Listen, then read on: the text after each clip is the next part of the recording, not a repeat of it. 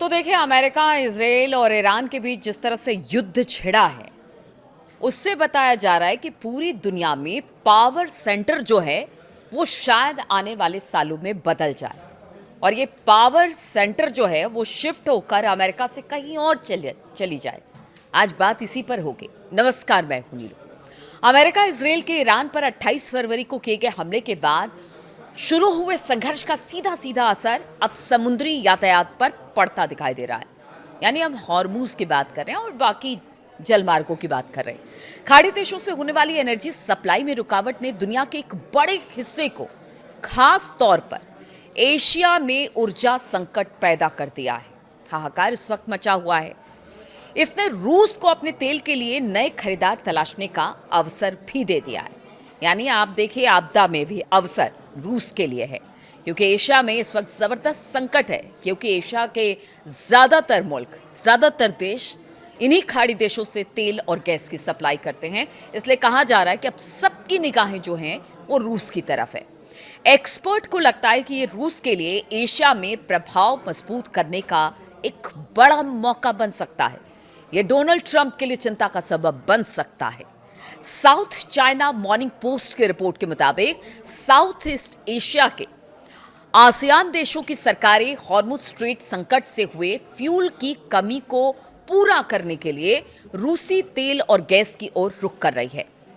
क्योंकि देखिए, ये युद्ध कितना लंबा चलेगा। युद्ध अगर खत्म भी हो जाता है तो इसके बाद की स्थिति क्या होगी, इन सभी बातों पर चिंता ये एशियन देश कर रहे हैं। इसीलिए सबकी निगाहें रूस की तरफ हैं। एनालिस्ट का कहना है कि रूसी फ्यूल के लिए होड़ एक बड़ा सवाल खड़ा करती है। सवाल यह है कि क्या मॉस्को इमरजेंसी एनर्जी सप्लायर के तौर पर अपनी शॉर्ट टर्म भूमिका को वहां लंबे समय तक असर में बदल सकता है। सवाल यही है। Association of south east Asian यानी कि आसियान देशों ने घरेलू रिजर्व को मजबूत करने के लिए रूस से फ्यूल सप्लाई की और इसके लिए उन्होंने रूसी तेल ट्रांजैक्शन के लिए अमेरिका की कुछ समय की पाबंदियों में छूट का इस्तेमाल किया। हालांकि यूक्रेन में अपनी लड़ाई को लेकर रूस लगातार पश्चिमी देशों की पाबंदियों में बना हुआ है। यानी सैंक्शन अभी भी पश्चिम देश के जो सरकारें हैं वो लगा रही है रूस पर तरह तरह के सैंक्शन, ताकि वो आर्थिक तौर से कमजोर हो और युद्ध से बाहर निकल आए यूक्रेन की। मनीला के think tank international development and security cooperation के जो प्रेसिडेंट हैं चेस्टर कैबलिजा का कहना है कि Malaysia, Indonesia, Vietnam, Philippines, Myanmar सहित जो आसियान सदस्यों के जो देश हैं वो रूसी तेल की मांग करने से सप्लाई चेन को मजबूत बनाने के लिए क्षेत्रीय गठबंधनों को नया आकार मिल सकता है। यानी अगर इतने सारे देश रूस से तेल खरीदते हैं तो आप समझिए, जो रूस की आर्थिक स्थिति यूक्रेन के युद्ध के बाद से खराब हो गई थी वो काफी हद तक सुधरेगी, ऐसा मानना है एक्सपर्ट का। कैल्पसा का मानना है कि रूस इस इलाके में एनर्जी लाइफलाइन के तौर पर अपनी भूमिका का इस्तेमाल आसियान में प्रभाव सुरक्षित करने के लिए एक मौके के तौर पर कर सकता है। और इसके लिए मौका है क्योंकि हॉर्मुज स्ट्रेट के बंद होने से इस पूरे इलाके में दबाव है, जो अपनी आधी से ज्यादा तेल और गैस की जरूरतों के लिए खाड़ी देशों पर निर्भर है। Carnegie Endowment for International Peace के अनुसार दक्षिण पूर्व एशिया के देश अपनी रोजाना की 5 मिलियन बैरल की जरूरतों में से करीब करीब 2 मिलियन बैरल तेल का प्रोडक्शन करता है। यानी कि वो ऊर्जा की आधी जरूरत भी खुद पूरी नहीं कर सकता है। अपनी एनर्जी की मांगों को पूरा करने के लिए वो इंपोर्ट पर निर्भर है, यानी बाहर के देश से वो तेल मंगाता है।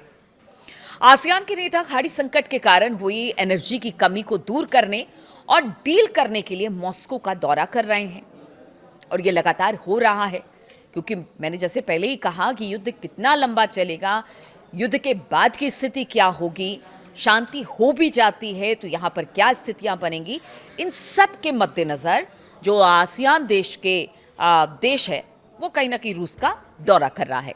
मार्च में वियतनाम ने उस समय के प्रधानमंत्री फाम मिन चिन ने मॉस्को दौरे के दौरान तेल और गैस सहयोग सहित कई एनर्जी से जुड़े एग्रीमेंट पर साइन किया।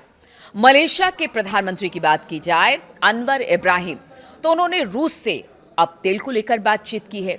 इंडोनेशिया के राष्ट्रपति प्रोबोवो सुबियांटो ने 13 अप्रैल को कच्चे तेल और लिक्विफाइड पेट्रोलियम गैस की सप्लाई पक्की करने के लिए पुतिन से मुलाकात की है।